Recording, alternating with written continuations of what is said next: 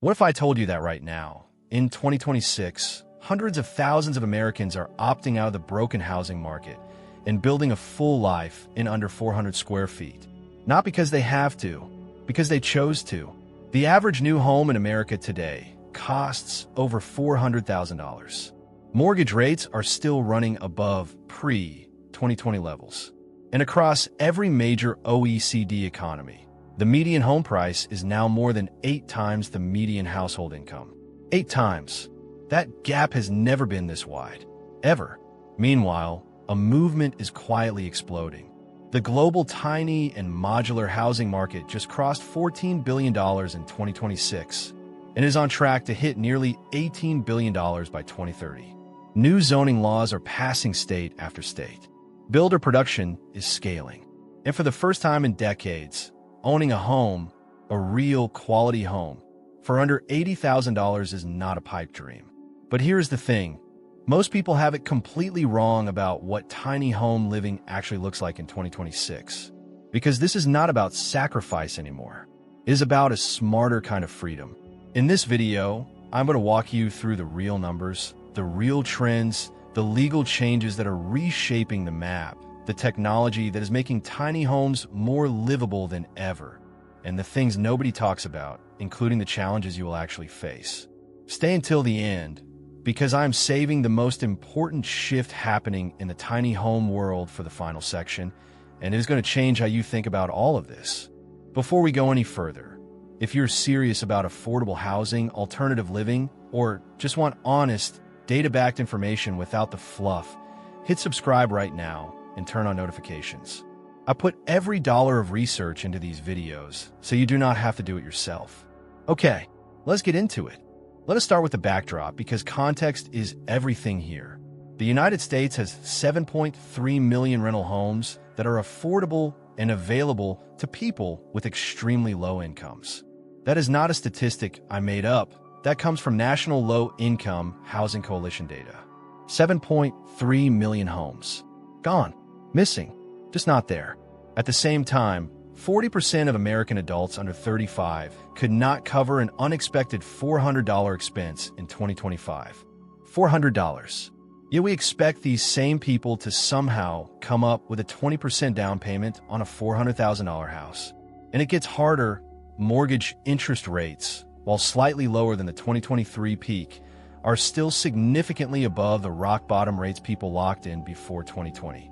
That means monthly payments that, even on modestly priced homes, are pushing housing costs past 40 or even 50% of take-home pay for millions of families. This is not a temporary blip. Economists widely expect traditional home prices to continue rising 3 to 5% annually through the end of the decade. That is compounding pressure on a generation that is already stretched thin. So what does any of this have to do with tiny homes? Everything. Because tiny homes exist in that pressure. They are not a quirky lifestyle choice being featured on a reality TV show. They are a direct, practical, market response to a broken system. And here is where the numbers start to get interesting. A standard tiny home, professionally built, fully functional, delivered to your site, can run anywhere from $40,000 to $80,000 for a turnkey unit. High-end custom builds can push past $150,000. But the core value proposition is this. You can enter home ownership for roughly 1/5 the cost of a traditional home purchase. And many buyers are doing it in cash, with no mortgage at all. That is a fundamentally different financial life. Number 30-year debt anchor. No private mortgage insurance. No being one job loss away from foreclosure. Now let us talk about market data, because this is where it gets genuinely exciting. And I want to be precise here because different research firms slice the data differently. The global tiny and modular housing market is valued at approximately $14 billion in 2026, with projections ranging from $17.7 billion to $32 billion by 2030, depending on how broadly the category is defined. To be clear on definitions, pure tiny homes alone are a much smaller slice of that, closer to $1.4 billion globally, so that bigger number reflects the full prefabricated and modular housing category. Either way, Every credible forecast shows a market growing at 4 to 6% annually, well ahead of overall construction industry growth. Here in North America, over 30,000 prefabricated and modular tiny homes were sold in just the last 2 years. That accounts for roughly 60% of total tiny home sales. The shift toward factory-built units is not accidental. It is economics. Firms using modular construction are reporting build times up to 40% shorter than traditional methods. That means lower labor costs, more predictable pricing, and faster delivery. Average builder output is scaling dramatically.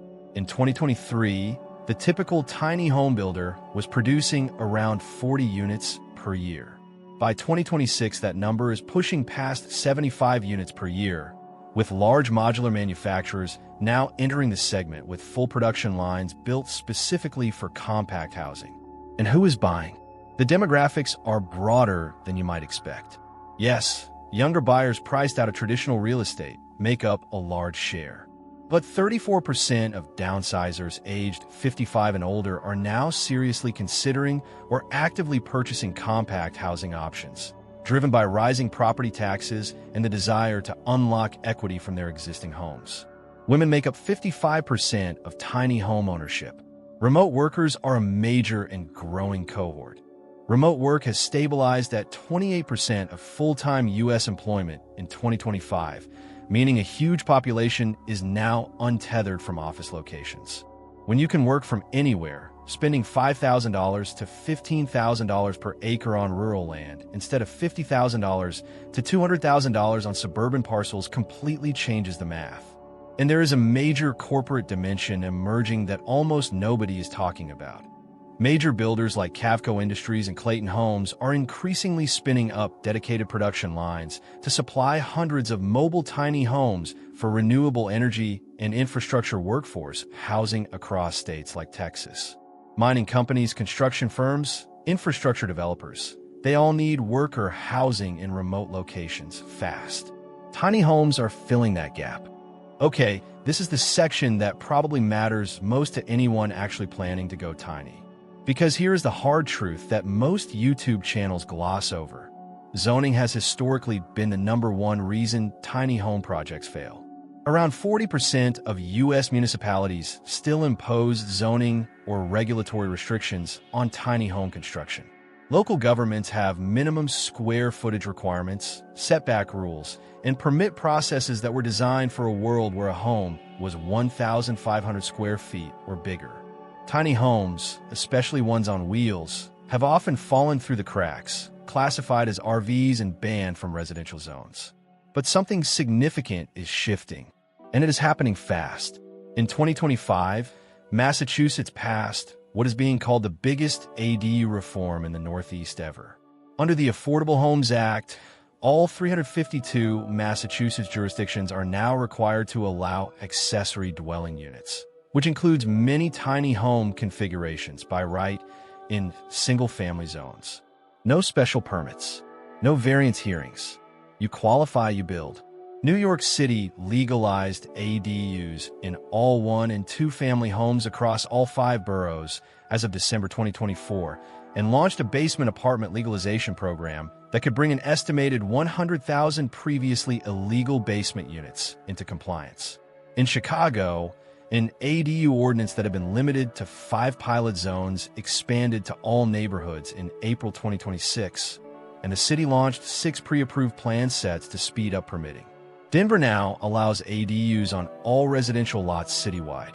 Phoenix expanded ADU-allowed zones to cover all single-family residential areas in the city. Georgia made national headlines in 2026 with House Bill 1166. A bill that aims to legalize small homes of 400 square feet or less statewide by overriding local zoning restrictions that previously blocked them. That is a direct, state-level mandate for tiny home access. California, which has been leading on ADU policy for years, continues to remove barriers. Owner occupancy requirements for ADUs are now largely eliminated statewide.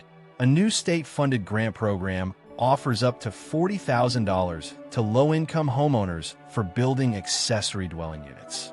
In California, permitting agencies are now required to approve or deny ADU applications within 60 days, with automatic approval if they miss that deadline. Virginia signed a law in 2026 that takes effect July 1st, 2027, requiring localities to permit ADUs by right in single-family zones and capping permit fees at $500.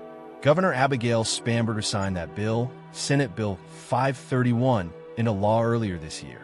Virginia, a state that has historically been slow on this. That is how broad this wave has become. Colorado's House Bill 24-1152 is now fully in effect, reducing or removing minimum lot size restrictions for ADUs across the state and requiring that HOAs cannot outright ban them. The legal trend is unmistakable. State governments are overriding restrictive local zoning to force open the door for smaller housing. The patchwork is still real.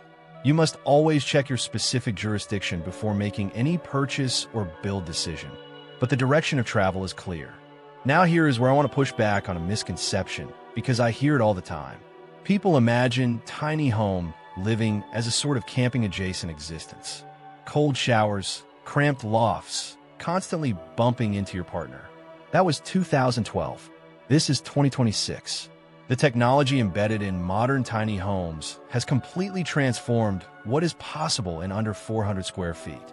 Let me walk you through what the cutting edge actually looks like right now. Smart home automation is now standard in many premium builds. AI-driven systems manage heating, cooling, lighting, and security, adjusting automatically based on occupancy patterns and outdoor conditions. Companies like AC Future, working with Pininfarina, are delivering 400 square foot smart homes priced around $98,000 with expandable designs and fully integrated AI management, following a major showcase at CES. Initial consumer deliveries are slated for late 2026. Tumbleweed Tiny House Company won the National Association of Home Builders Innovation Award in December 2025 for its Net Zero Cypress model, a tiny home that produces as much energy as it consumes on an annual basis. Net zero in 400 square feet. Solar integration has become dramatically more accessible. Modern tiny homes are routinely designed around full off-grid solar setups, battery banks, solar panels, composting toilet systems, and rainwater harvesting. Tiny homeowners typically consume over 54% less than the average American household. That does not just mean a lighter environmental footprint. It means utility bills that can approach zero. The space-saving innovation happening inside these homes is genuinely remarkable. Murphy beds that fold into full living room setups. Kitchen counters that expand when needed and retract when not. Staircase storage. Built-in loft sleeping areas with high-quality insulation. Multi-use furniture that would have cost a fortune 5 years ago is now produced at scale specifically for the tiny home market. Sustainable materials are mainstream.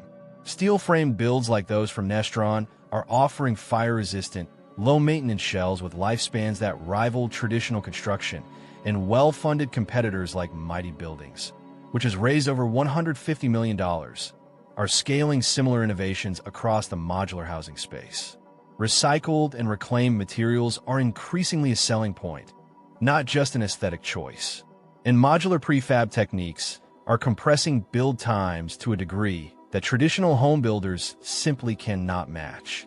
When your home is built in a factory and delivered in sections, you are not at the mercy of weather delays, subcontractor availability, or lumber shortages at the local yard. What used to take 12 to 18 months to build can now land on your lot in weeks. All right, I promised you honesty at the top of this video, and this is where I deliver on that promise. Because tiny homes are not for everyone, and there are real challenges that the excitement around this movement sometimes papers over. Challenge number 1. Financing is still complicated. Most conventional lenders are built around underwriting a property as real estate with a foundation.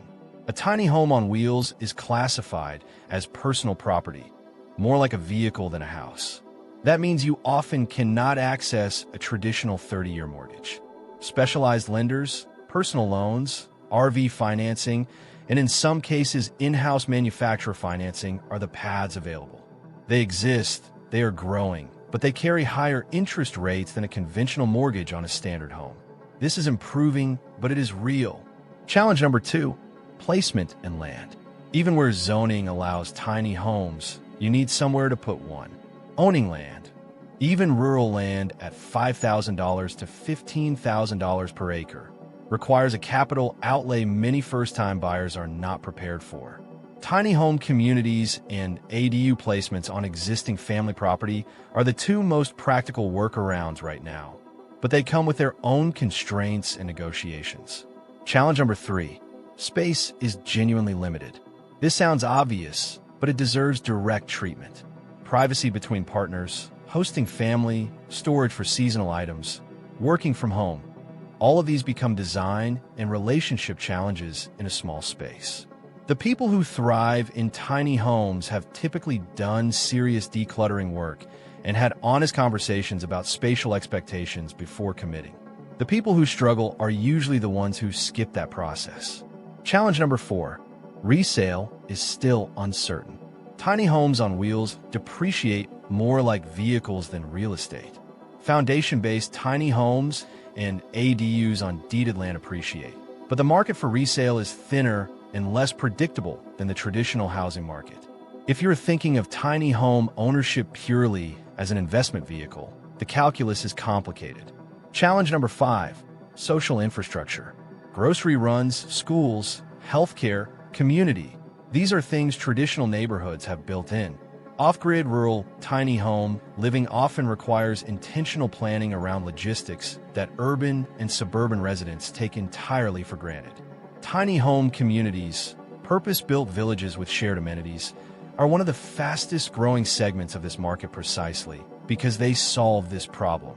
None of these challenges are disqualifying, but they are real, and you deserve to know them. Okay, here is the piece I promised to save until now. And I genuinely think this is the most important development in the entire tiny home space right now. The future of tiny homes is not the lone homesteader on a 5-acre rural plot. That is still a valid path. But the real growth, the thing that is going to bring tiny homes into the mainstream in the next decade, is intentional tiny home communities. These are purpose-built villages, clusters of 20, 50, sometimes over 100 tiny homes on shared land with communal infrastructure, shared laundry, community gardens, common outdoor spaces, sometimes shared broadband and energy systems. They look like neighborhoods because that is what they are, and they solve almost every challenge I just walked you through. Land costs are split among residents. Zoning is negotiated once for the whole community. Financing is often available at the community level.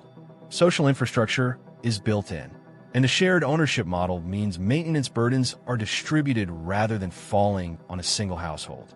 These communities are emerging rapidly across the country. Austin, Texas; Asheville, North Carolina; Portland, Oregon; smaller cities across the South and Midwest. They attract a surprisingly wide demographic mix: recent graduates, young families, downsizing retirees, people recovering from financial setbacks, people prioritizing environmental values. The common thread is not age or income level. It is a decision to own rather than rent, and to do it without being crushed by debt. Governments are beginning to recognize these communities as a legitimate, affordable housing strategy. Several cities are now incorporating tiny home villages into their official affordable housing plans.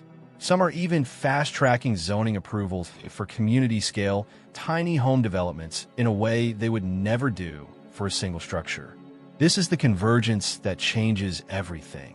When you combine the zoning reform wave we talked about, the technology improvements making tiny homes more livable than ever, and the emergence of community-scale development models, you get a housing option that is genuinely scalable.